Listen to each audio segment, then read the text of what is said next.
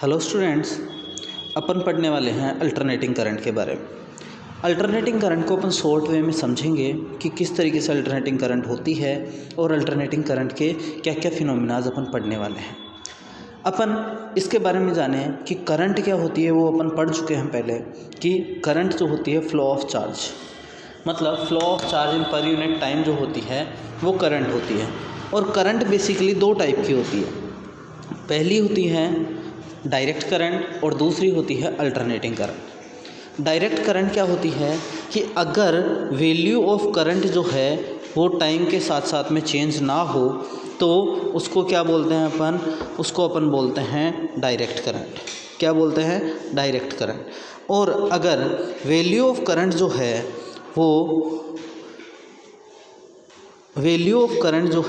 वो चेंज होती रहे।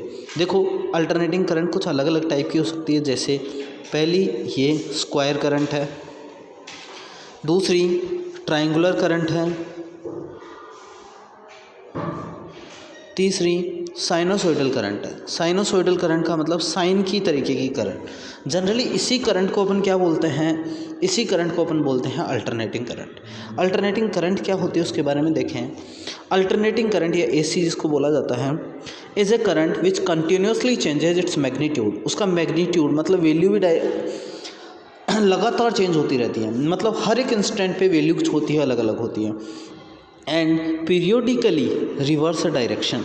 पीरियोडिकली रिवर्स डायरेक्शन का मतलब, ऐसा क्यों नहीं बोला कि कंटिन्यूसली वो चेंज होता है, पीरियोडिकली क्यों बोला गया? पीरियोडिकली इसलिए बोला गया, देखो यहाँ तक का अगर मैं सिस्टम देखूँ तो यहाँ पे करंट पॉजिटिव है, मतलब चार्जेस जो हैं, अगर एक कंडक्टर की तरह बात करूँ, इस कंडक्टर में चार्जेस इधर से इधर फ्लो होंगे इस ड्यूरेशन में। करंट नेगेटिव होते ही चार्जेस का मोशन जो है वो किधर हो जाएगा? पीछे की तरफ हो जाएगा। किधर हो जाएगा? चार्जेस का मोशन पीछे की तरफ हो जाएगा। फिर जैसे ये वाला आएगा, वापस चार्जेस इधर फ्लो होंगे, फिर ये आएगा तो चार्जेस वापस इधर फ्लो हो जाएंगे। इसका मतलब क्या है कि चार्ज का जो नेट मोशन होता है वो ज़ीरो हो जाता है एक पर्टिकुलर एक सेक्शन में, इस वाले पूरे एक साइकिल में। यहाँ पर जितना वो पॉजिटिव डायरेक्शन में गया है उतना ही वो नेगेटिव डायरेक्शन में भी गया है, मतलब जितना चार्ज इधर से इधर जा रहा है उतना वापस अपनी जगह पे आ रहा है। इसका मतलब नेट जो चार्ज होता है, नेट चार्ज फ्लो जो है वो ज़ीरो है। इसका मतलब एवरेज करंट जो फ्लो होनी चाहिए वो ज़ीरो होनी चाहिए। ये चीज़ क्लियर होनी चाहिए आप लोगों को, ठीक है। नेक्स्ट अपन बात करते हैं कि साइन का फंक्शन। अपन ने वेव्स पढ़ी है 11th क्लास में, तो साइन का फंक्शन जो होता है वो होता है I equals to I naught omega T. I naught sine omega T. Sine क्या है? एक साइन का फंक्शन है, कोस का फंक्शन भी हो सकता है। ओमेगा एंगुलर फ्रिक्वेंसी या एंगुलर वेलोसिटी है, जिसकी वैल्यू 2π/t होता है। ऐसा अपन पढ़ चुके हैं 11th क्लास में। और आई नोट जो है वो एम्पलीट्यूड है, जिसको उसका पीक वैल्यू भी बोला जाता है। पीक वैल्यू मतलब मैक्सिमम वैल्यू। मैक्सिमम वैल्यू मतलब ये वाली वैल्यू जहाँ पर मैक्सिमम डिस्प्लेसमेंट हो सकता है, उसी वैल्यू को अपन क्या बोलते हैं? उसी वैल्यू को अपन बोलते हैं I naught. I naught is the peak value of. Next है करंट। करंट क्या है कि I is equals to I naught sine omega T. उसमें एंगुलर फ्रिक्वेंसी या एंगुलर वेलोसिटी जो है वो क्या है? 2πn। 2πn जिसको अपन 2πf भी लिख सकते हैं। फ्रिक्वेंसी को अपन f या n दोनों से लिख सकते हैं, तो n इज़ द फ्रिक्वेंसी या n is the frequency of AC current या f इज़ द फ्रिक्वेंसी। तो इस ओमेगा को अगर मैं 2πf लिख दूँ या 2πn लिख दूँ तो इसको ऐसा भी लिखा जा सकता है I is equals to I naught 2πn into T. इस तरीके से अपन एसी का बेसिक समझ सकते हैं। उसके आगे अपन स्टार्ट करते हैं मीन वैल्यू। मीन वैल्यू का मतलब क्या है? मीन का मतलब एवरेज। मीन का मतलब क्या है? एवरेज। एवरेज का मतलब अपन देखें टोटल चार्ज कितना फ्लो हुआ डिवाइडेड बाय टोटल टाइम कितना लगा, वो ये होगी average. Mean value of AC is that value of steady current. Study current का मतलब constant current, which send the same amount of charge through the circuit in the same time as the AC in one half cycle। मतलब एक half cycle में कितना charge जो है वो flow किया है उस टोटल चार्ज को निकाल लें, डिवाइडेड बाई टोटल टाइम कर दें तो वो आई एवरेज निकलेगा। ये चीज़ क्लियर है? तो यहाँ तक का टाइम पता होना चाहिए और यहाँ तक का टोटल चार्ज पता होना चाहिए। ये चीज़ तुम्हें क्लियर होनी चाहिए, ठीक है। नेक्स्ट अपन बात करते हैं इसी में आगे कि एक हाफ साइकिल, फुल साइकिल जो है positive half cycle, negative half cycle, इन सब के लिए ये चीज़ निकाली जा सकती है जिसको अपन आई एवरेज बोलते हैं।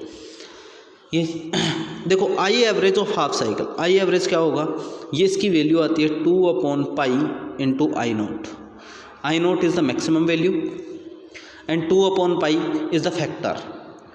देखो क्या हुआ कि एक्चुअल में हुआ क्या कि ये कुछ टाइम के लिए पॉजिटिव था, कुछ टाइम के लिए नेगेटिव था, तो पूरे कंप्लीट साइकिल के लिए तो क्या होता, ज़ीरो हो जाता। लेकिन अगर मैं केवल हाफ साइकिल के लिए देखूँ, यहाँ तक देखूँ, तो ये केवल और केवल पॉजिटिव में फ्लो कर रहा है। कौन से डायरेक्शन में फ्लो कर रहा है, पॉजिटिव में।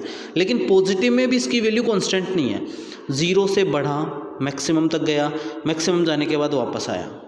तो देखो अपन को अगर मैं टोटल चार्ज निकालूँ, अपन जानते हैं I is to d q by d t. क्या जानते हैं, I is to d q by d t होता है। तो डी क्यू इज टू क्या आ गया, I into D T.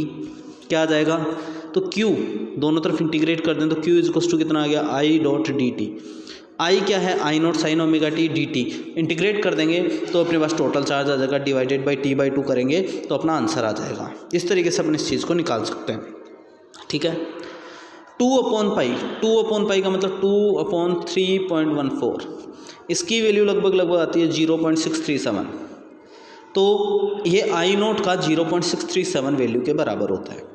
Negative half cycle के लिए क्या होगा, नेगेटिव हाफ साइकिल के लिए माइनस में आ जाएगा, और कंप्लीट के लिए क्या होगा, वो ज़ीरो हो जाएगा। क्यों कंप्लीट में जितना इधर जाएगा उतना ही वापस आ जाएगा, टोटल चार्ज फ्लो कितना हो गया, ज़ीरो हो गया।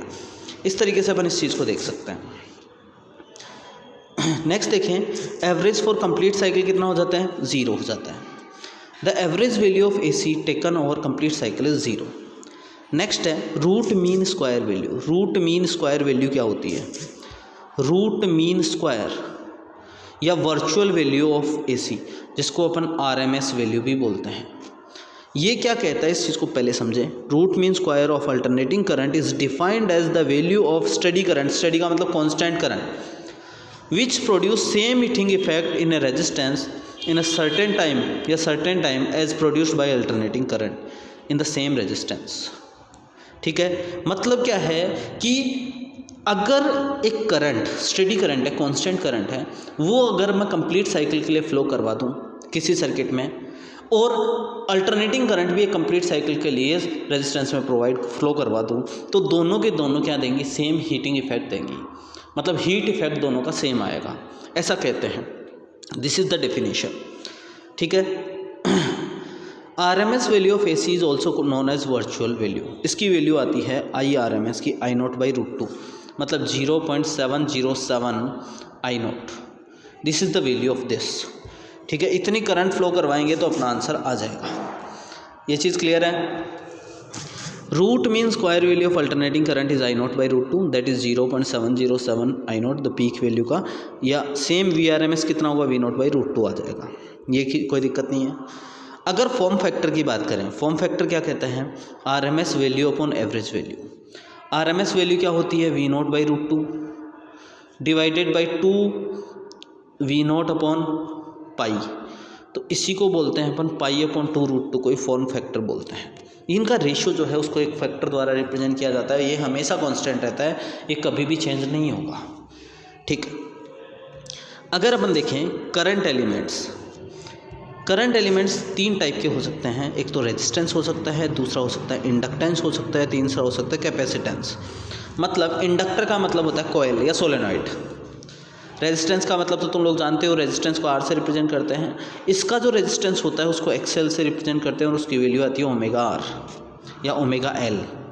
L इज़ द इंडक्टेंस, जो अपन EMI में पढ़ेंगे। नेक्स्ट आता है XC, जिसकी वैल्यू 1/ओमेगा C होती है। C is the capacitance. ठीक है, तो यहाँ पर कैपेसिटर में देखें तो कैपेसिटर में अपन क्या कह सकते हैं कि कैपेसिटिव एलिमेंट में अगर Q आएगा तो वो CV नॉट ओमेगा टी आएगा। तो I इज इक्वस टू क्या आ जाएगा, डिवाइडेड बाई टी कर देंगे तो Q बाई टी करेंगे तो यहाँ पे क्या आ जाएगा, I is equals to I naught sine omega T plus pi by 2। ये इसका आंसर आएगा। यहाँ पर V नोट क्या होगा, I note upon omega C, और XC की वैल्यू कितनी आ जाएगी, 1/ओमेगा C आ जाएगी। This is the value. ठीक है, नेक्स्ट अपन बात करें इंडक्टर इन AC सर्किट। इंडक्टर क्या होता है, L di by d T. V L की वैल्यू जो होती है वो ये होती है। तो क्या आ जाएगा, L I naught omega T cos omega T आएगा, तो यहाँ पे आई नोट की value V naught upon omega L आ जाएगी और एक्स एल की वैल्यू ओमेगा एल के बराबर आ जाएगी। तो आई नोट इज टू आ जाएगा V naught upon X L. ठीक है, नेक्स्ट आता है R L circuit. R L circuit को अपन को सीधा सीधा याद करना होता है, I is to E upon R one minus e की power minus R T upon L, और वी की वैल्यू आ जाती है e minus R T upon L. इसमें कोई दिक्कत नहीं होनी चाहिए किसी को, अगर बाद में अपन वापस डिस्कस करेंगे। नेक्स्ट है the graph between ampere and current. E upon R is the maximum value, मतलब वो क्या होता है, धीरे धीरे करंट बढ़ती है और स्टडी हो जाती है। ठीक है, graph between potential difference, initially potential difference ज़्यादा होता है, लास्ट में पोटेंशियल डिफरेंस क्या हो जाता है, कम हो जाता है। इसके बारे में अपन डिटेल स्टडी करेंगे। नेक्स्ट आता है एलसी सर्किट। एलसी सर्किट क्या है कि जिसमें एक इंडक्टर और एक कैपेसिटर लगा हुआ हो, तो इंडक्टर कैपेसिटर में आ जाता है। इसका फ्रिक्वेंसी आता है F is equals to 1/2 root L C, Q is equals to Q naught sine omega T plus 5, Q is equals to Q naught sine omega T plus 5 one by root L C omega N आ सकता है। इसकी values ये होती हैं, इसमें कोई दिक्कत है किसी को? नेक्स्ट अगर अपन बात करें, total energy of the system remain conserved. Total energy क्या होगा, कंजर्व्ड होगा। कैसे? इनिशियली दोनों को देखें और फाइनली दोनों को देखें तो वो बराबर आते हैं।